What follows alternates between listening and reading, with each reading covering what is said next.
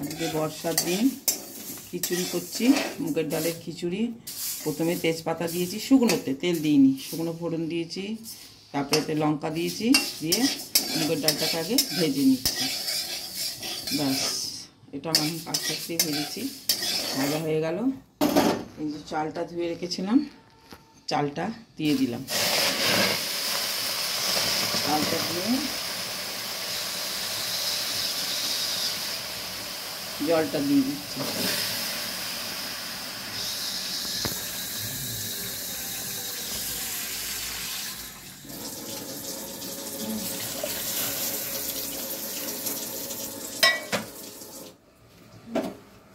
জলটা দিয়ে এটাকে, চাল আর ডালটাকে আগে সেদ্ধ করে নেবো।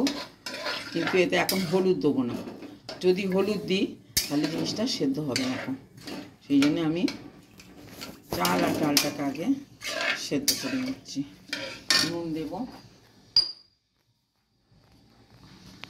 নুন দিলাম, আদা কুচি দিলাম, করে রেখে দিয়েছি।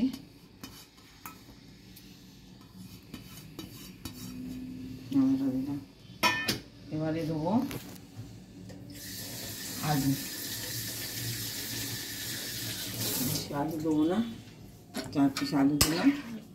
দিয়ে এটা এখন সেদ্ধ হবে।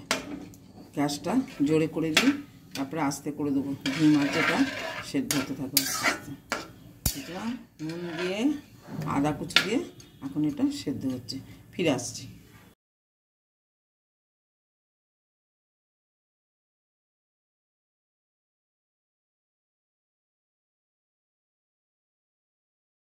সেদ্ধ করেছিলাম, তারপরে হলুদ আর লঙ্কা দিয়ে দিয়েছি, দিয়ে এখন জোরে আঁচটা করে ফোটাচ্ছি।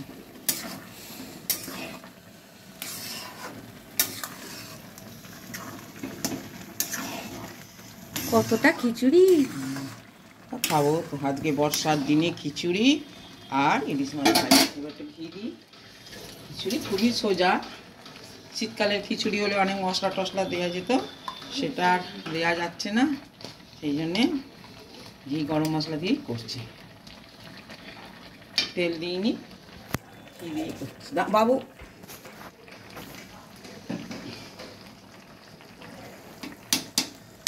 দিলাম, এবারে দেবো গরম মশলা,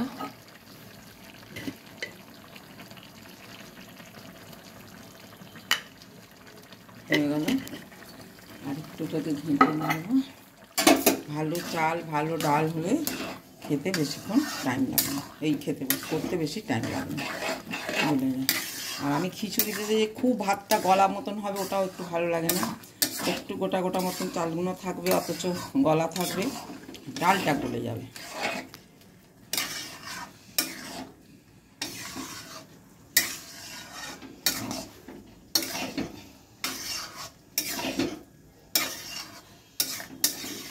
ব্যাস, এই হয়ে গেল আজকে বর্ষার দিনে খিচুড়ি। এবার হবে এদিকে ইলিশ মাছ ভাজা। তেল দিচ্ছি, এবার হচ্ছে ইলিশ মাছ ভাজা। ব্যাস, অল্প তেল দেবো, কারণ মাছ থেকেই তেল বেরোয়, সেই জন্যে বেশি তেলে ভাজবো না। খিচুড়ি শেষ, বন্ধ করে দিলাম। ব্যাস, কড়াই করলাম, কারণ প্রেশার কুকারে করা যায় খুব ইজি, কম টাইমের মধ্যে, কিন্তু ভীষণ গলে একটা পাঁক পাঁক টাইপের হয়ে যায়।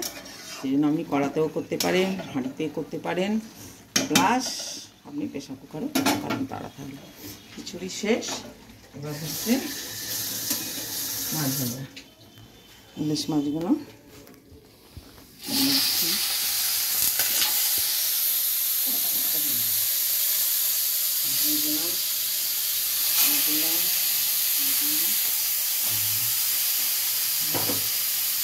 এগুলো আস্তে আস্তে আঁচটা কমিয়ে আস্তে করে ভাজি।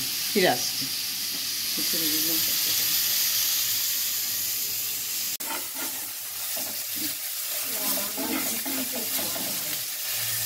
মাছগুলো উল্টে দিলাম, আর একটুখানি তেল দিতে হবে। এখনকার কি ইলিশ মাছ জানি না ভাই, তেল বেরোয় না, আর একটু তেল দিয়ে দিই।